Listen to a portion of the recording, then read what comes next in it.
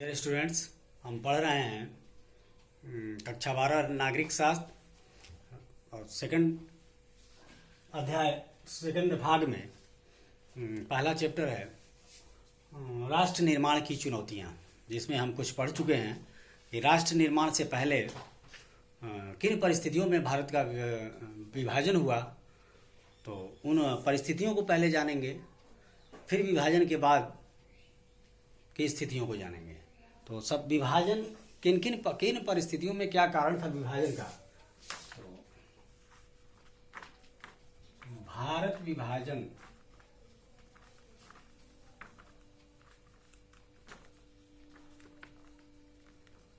के कारण, बहुत से कारण थे भारत विभाजन का।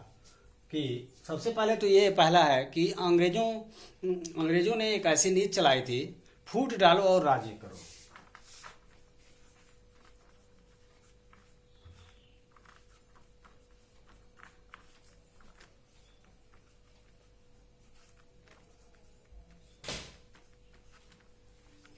फूट डालो राज्य करो।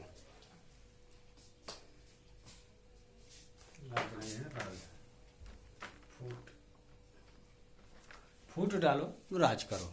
ये नीति ये थी कि उसमें देसी बहुत सारी रियासतें थी और उन रियासतों में जो भी शासक थे, राजा थे एक एक रियासत के, तो उन राजाओं को वो अपने में मिला लेते थे, दूसरे के खिलाफ कर लेते थे और उन्हें लालच देकर उन्हें मिला लेते थे और एक दूसरे के खिलाफ एक ही राज्य में वो के लोगों के अंदर फूट डालते थे और इस फूट के कारण ही उनकी शक्तियों को मिला करके अन्य राज्य पर भारी पड़ते थे और धीरे धीरे वो पूरे भारत पर अपना अधिकार कर लिए थे।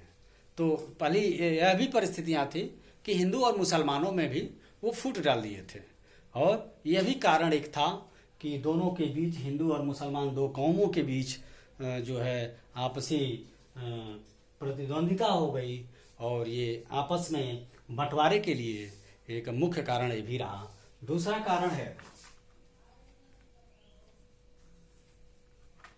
लीग के प्रति कांग्रेस की तुष्टीकरण नीति।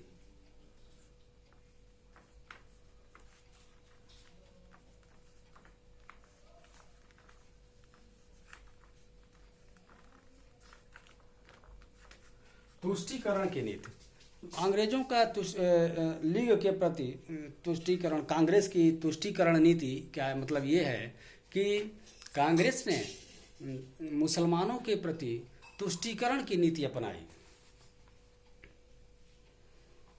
सांप्रदायिक निर्वाचन प्रणाली को स्वीकार किया गया और बाद में द्विराष्ट्र सिद्धांत को भी मान लिया गया।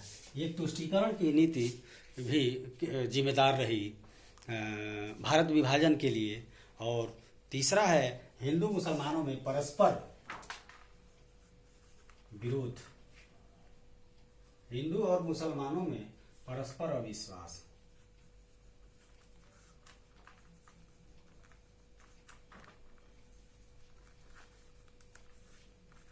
हिंदू और मुसलमानों में परस्पर एक अविश्वास की खाई पैदा हो गई थी, जिसमें एक दूसरे के प्रति दोनों का विश्वास नहीं था, क्योंकि बहुत से ऐसे मुस्लिम शासक पूर्व में थे जो हिंदुओं पर बहुत अत्याचार कर रहे थे।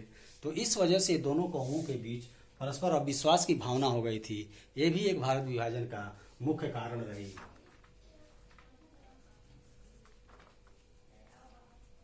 चौथा है जिन्ना की हठ धार्मिकता।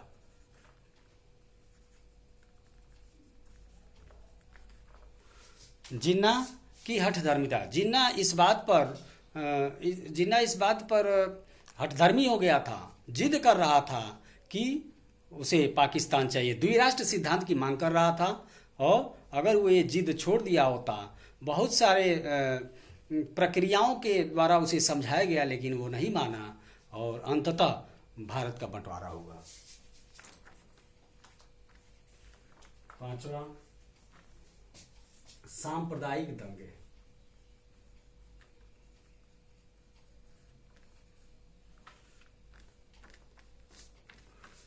सांप्रदायिक दंगे शुरू हो गए 16 अगस्त आज़ादी के जस्ट बाद 16 अगस्त से सांप्रदायिक दंगे शुरू हो गए ये भी एक विभाजन का कारण रहा। और लास्ट,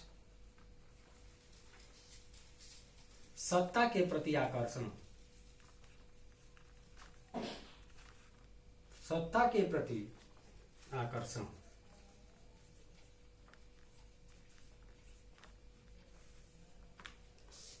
दोनों तरफ, एक तरफ कांग्रेस की नीति और उधर मुस्लिम लीग, दोनों पक्ष के प्रति सत्ता का लालच बैठ गया।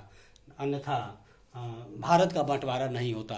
अगर किसी एक को ही मान लिया गया होता देश के का प्रधानमंत्री, तो ये बंटवारा नहीं होता। तो सत्ता के प्रति आकर्षण भी जो पैदा हो गया दोनों में, इस वजह से इनका भारत का बंटवारा हो गया। और सबसे लास्ट है सत्ता के हस्तांतरण। सत्ता के हस्तांतरण में ब्रिटिश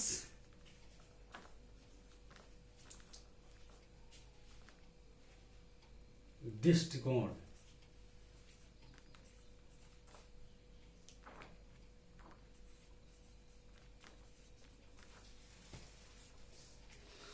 सत्ता के हस्तांतरण में ब्रिटिश दृष्टिकोण ये था कि सत्ता भारतवासियों को अगर स्वतंत्रता प्राप्त होती तो उसमें पाकिस्तान का बंटवारा तय था। इस तरह से अंग्रेजों ने निर्धारित कर दिया था कि जैसे ही हिंदुस्तान स्वतंत्र होगा उसका दो टुकड़ा हो जाएगा।